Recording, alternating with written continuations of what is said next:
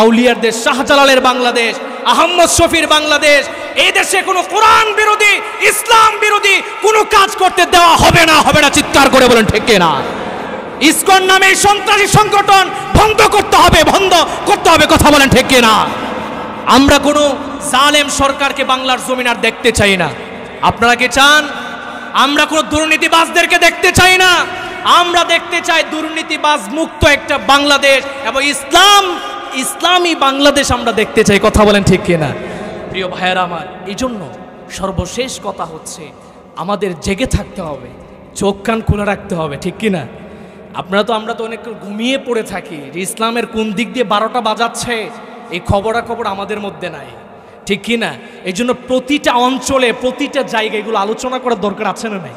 অনেকে বলবে হুজুর এগুলো তো রাজনীতির মঞ্চ না। ভাই, রাজনীতির আলাপ না, এগুলো দ্বীনের কথা, কোরআনের কথা। আমার ইসলামকে নিয়ে কলুষিত করা হবে, ইসলামকে অপমান করা হবে, কোরআনকে অপমান করা হবে। আমি মুসলমান হিসাবে কখনো এটাকে সহ্য করতে পারি না। কথা বলেন ঠিক কিনা? প্রিয় ভাইয়েরা আমার, জেগে থাকা যাবে তো ইনশাআল্লাহ? যদি কখনো ডাক আসে ইসলামের জন্য, জীবন দিয়ে, রক্ত দিয়ে, মাথায় কাফনের কাপড় পরে মাঠে ময়দানে ইসলামের জন্য, কোরআনের জন্য, কালিমার পতাকা যাতে উড্ডীয়মান হয়, সেই জন্য রাজপথে কারা কারা যাওয়ার জন্য প্রস্তুত, দুহাত তুলে দেখেন আল্লাহকে।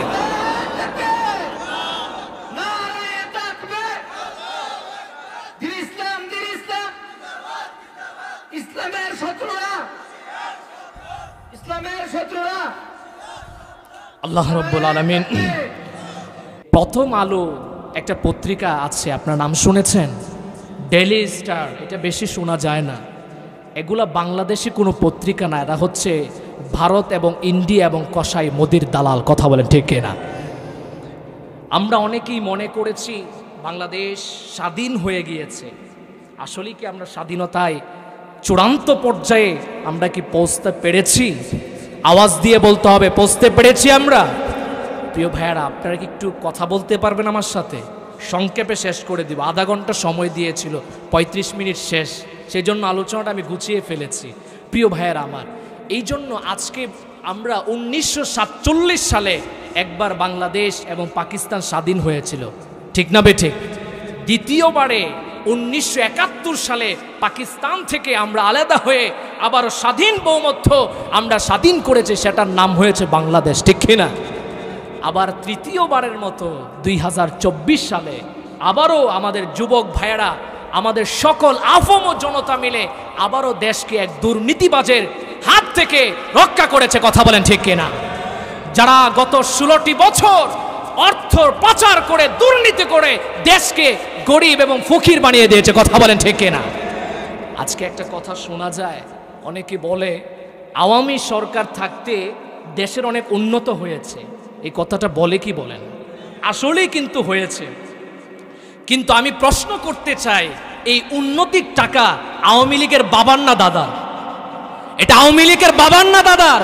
এগুলো আমার টাকা, আপনার টাকা, এগুলো শ্রমিকদের টাকা, মাথার ঘাম পায়ে ফেলে কষ্ট করেছে। এই টাকা দিয়েই আমার বাংলাদেশ উন্নত হচ্ছে। কথা বলেন ঠিক কিনা?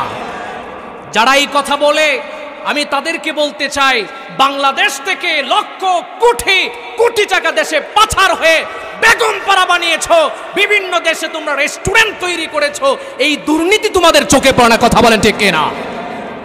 আজকে দেখা যায় সেই ফ্যাসিস্ট সরকারকে কিছু মানুষ আবার ক্ষমতায় আনতে চায়, ঠিক না বেঠিক?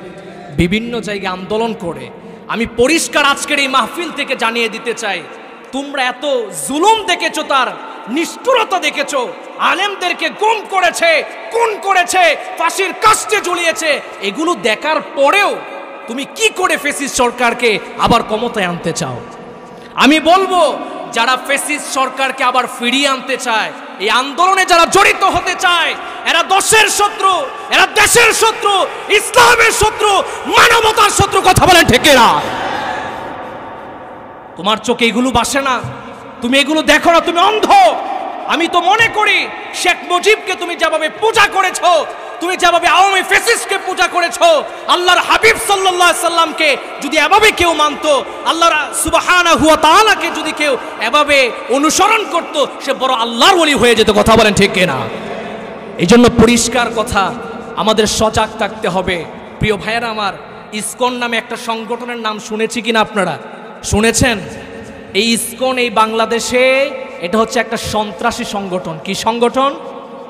এটা ভারতের দালাল সংগঠন। তারা আমার দেশকে ভারতের দালাল হিসাবে গ্রহণ করতে চায়। কথা বলেন ঠিক কিনা? আমরা ভারতের গোলাম হয়ে থাকতে চাই না, আমরা স্বাধীন বহুমতে স্বাধীনতার সাথে থাকতে চাই। কথা বলেন ঠিক কিনা? এই জন্য প্রিয় ভাইয়েরা আমার, আমাদের সজাগ দৃষ্টি রাখতে হবে। দেশ স্বাধীন হয়েছে এই কথা বলাটা বড়ই মুশকিল। কথা বলেন ঠিক কিনা?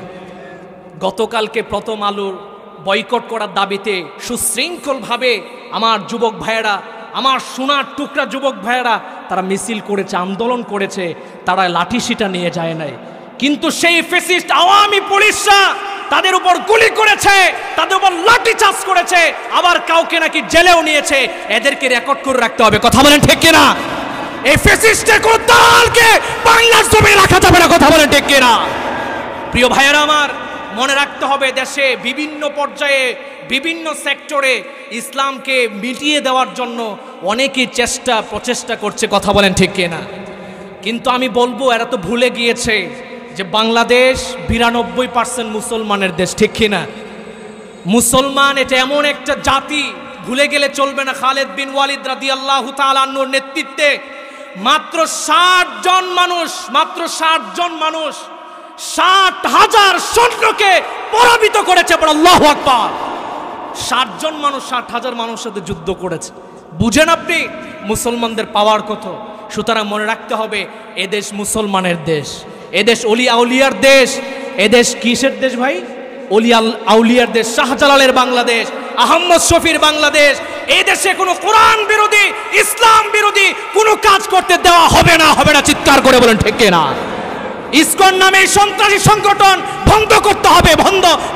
কথা বলেন ঠিক কিনা? আমরা কোনো জালেম সরকারকে বাংলার জমিন আর দেখতে চাই না। আপনারা কি চান? আমরা কোনো দুর্নীতিবাজদেরকে দেখতে চাই না। আমরা দেখতে চাই দুর্নীতিবাজ মুক্ত একটা বাংলাদেশ এবং ইসলামী বাংলাদেশ আমরা দেখতে চাই। কথা বলেন ঠিক কিনা? প্রিয় ভাইয়েরা আমার, এই জন্য সর্বশেষ কথা হচ্ছে আমাদের জেগে থাকতে হবে, চোখ কান খুলে রাখতে হবে। ঠিক কিনা? আমরা তো অনেক ঘুমিয়ে পড়ে থাকি যে ইসলামের কোন দিক দিয়ে 12টা বাজাচ্ছে, এই খবরাখবর আমাদের মধ্যে নাই। ঠিক কিনা? এই জন্য প্রতিটা অঞ্চলে প্রতিটা জায়গায় এগুলো আলোচনা করার দরকার আছে না নাই? অনেকে বলবে হুজুর এগুলো তো রাজনীতির মঞ্চ না। ভাই, রাজনীতির আলাপ না, এগুলো দ্বীনের কথা, কোরআনের কথা। আমার ইসলামকে নিয়ে কলুষিত করা হবে, ইসলামকে অপমান করা হবে, কোরআনকে অপমান করা হবে। আমি মুসলমান হিসাবে কখনো এটাকে সহ্য করতে পারি না। কথা বলেন ঠিক কিনা? প্রিয় ভাইয়েরা আমার, জেগে থাকা যাবে তো ইনশাআল্লাহ? যদি কখনো ডাক আসে ইসলামের জন্য, জীবন দিয়ে রক্ত দিয়ে মাথায় কাফনের কাপড় পরে মাঠে ময়দানে ইসলামের জন্য, কোরআনের জন্য, কালিমার পতাকা যাতে উড্ডীয়মান হয়, সেই জন্য রাজপথে কারা কারা যাওয়ার জন্য প্রস্তুত, দুহাত তুলে দেখেন আল্লাহকে।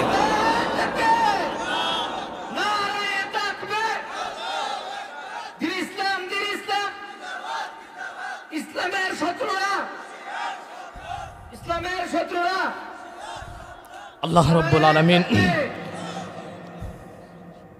রাব্বুল আলামিন যে কথাগুলো বলেছি, আমি যেখানে আলোচনা করে চাই সেই মেসেজটা ভালো করে বুঝে নেন আপনারা।